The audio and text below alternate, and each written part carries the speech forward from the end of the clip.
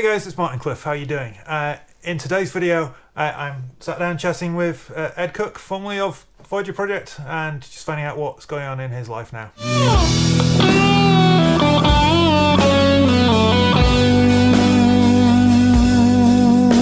Okay, so those of you who have watched the channel for a long time will recognise Ed from a few videos a few years ago when we were doing Voyager Project stuff and I think writing VP3 at the time. Wow, I've been in many Voyager Project videos. I think I've been in videos all the way back to the famous Free to Love session that we filmed in Bury. Yeah, was that a VP project? Was that a Martin? That was Martin Cliffe solo, wasn't it? Yes. Oh goodness, yeah, that was. When we all mimed like mad. I'm doubtful that anyone will recognise us from that video because it was 15 years ago and the years haven't been that kind. No, that was my final year of university, my final project. Yeah, we released that video in support of your album, didn't we? Yes. Your album was Time to Choose, I think. Yeah, back in the day when I had to author all the multimedia content and put it actually on the physical CD in some complicated dual boot way, so on a PC it would play in. Times have changed. It's crazy. And one more thing I remember about that album was that you were in doubt at the time whether you should make it all originals or covers, and I think in the end you decided for some covers, didn't you? And that was perhaps a shame because that limited the selling opportunities. But in 2002 we were like, selling a CD? Wow, how's this going to work? We're not HMV. Yeah, I think we were more concerned about having enough songs of quality that it made more sense just to record some covers on there as well, just to pad it out. Partly because it was my final year university project, so I kind of needed to put content together in a fairly short time and with essentially no money because students.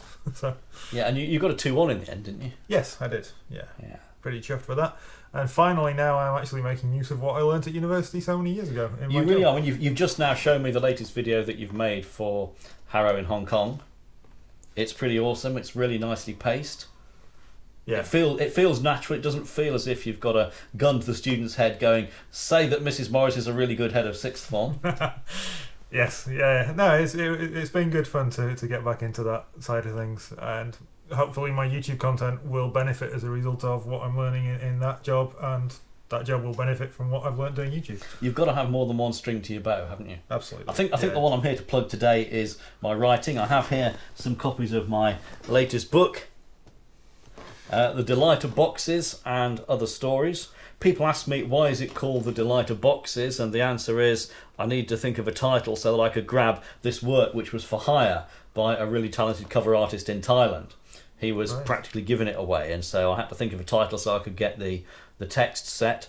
I plumped for The Delight of Boxes, and I wrote some stories that are about boxes, among other things. Okay, so it's not actually a play on words on the Box of Delights. So. That was at the back of my mind. Sure. Yeah, John Masefield. Yes. I must go down to the sea again and all that. If there's anything good about the book at all, I guess it's that I try and dig down a bit. The way we used to in Voyager Project, we didn't used to sort of go, we're going to write what we feel. We tried to kind of base what we were doing more on the foundations of music. Yes. And similarly with this, I've tried to base it on some of the assumptions that we have when we read. I've tried to challenge the assumptions about, are these the same characters who keep reappearing chapter by chapter? Yeah. I've tried to tell the story from a number of different perspectives. I think that's how you get good works of art, not just by going, this is how I feel and you can take it or leave it.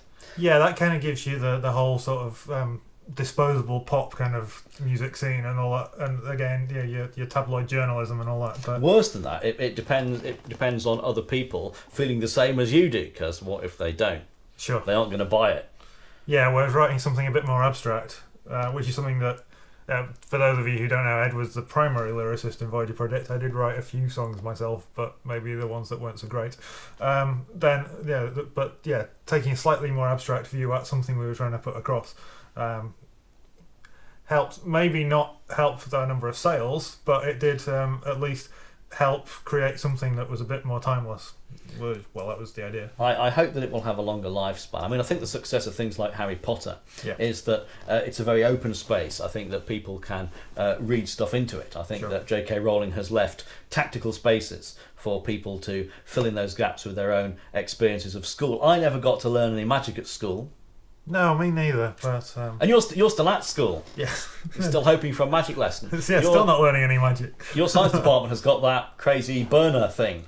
Oh yes, the Rubens tube. Yeah. Rubens tube. Yeah. Wow. Yeah, Did I play with it? I always said that physics was magic, so Yeah. it's as close as we get anyway. That's right. It's very difficult, especially to know how to market your book. I mean, I remember when we were trying to sell your Time to Choose album, I was sort of offering copies of it around on my corridor at uni. Here's another guy. I have here another book, bigger than my book, by about an inch either way.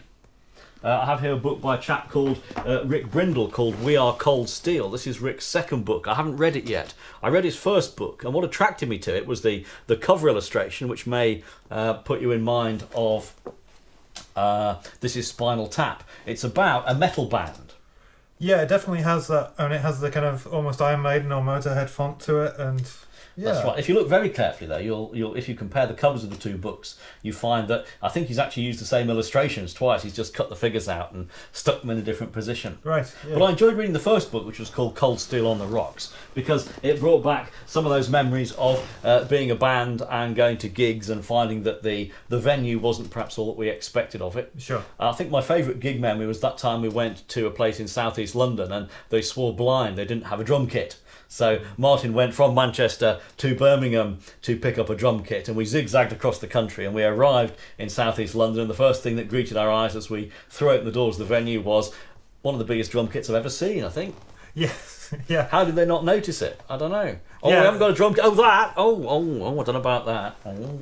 Yeah, this is going back to the days when we played in a band called the Timber Merchants, which we did for about 11 years, was it, I think? We had a 10th anniversary gig, and we did. kept going a bit past then, so it must have been 11 years. Yeah, so this was friends from, well, I say university, Ed's university, Eva's university, down at Cambridge. Your university by adoption. Yes, yeah, I didn't study there, I just spent most of my time there, so...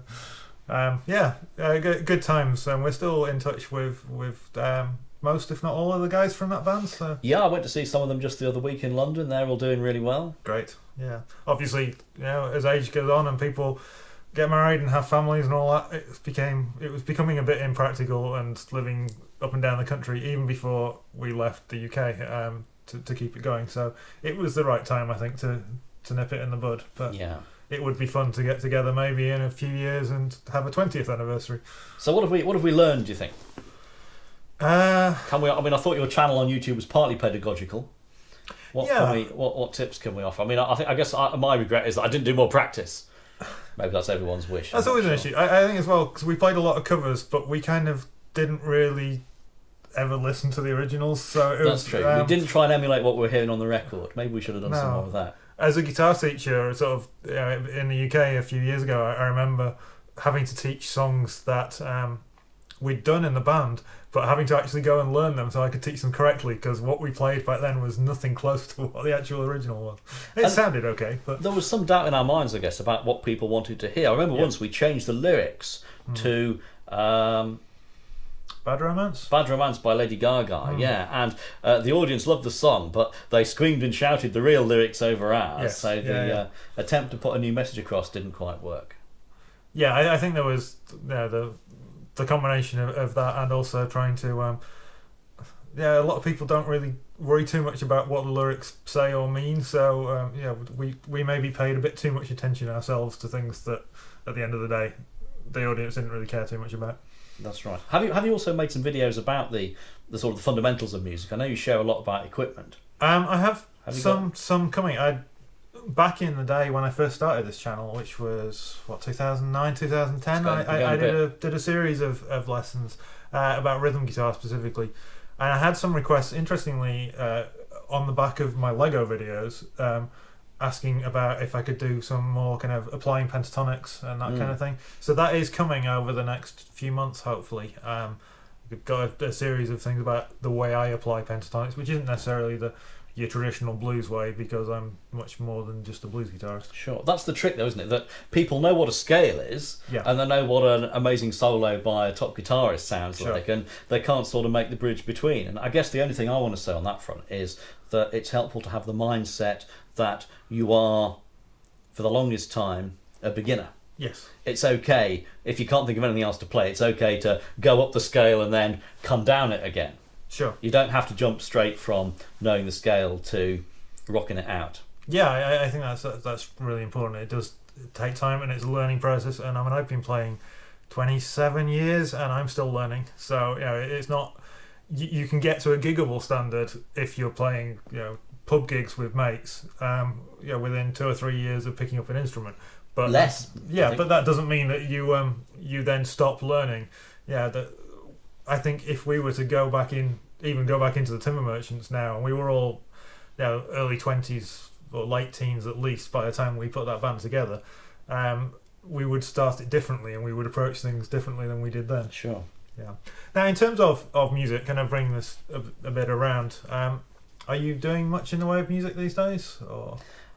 No, not nearly as much as I might like to. I mean, my friend Paul has offered me on a number of occasions that he will drum for any demos that I want to put out there. Right. But I think in the meantime he's trying to see other people. I think he's got his profile up there. Is it bandmates.com?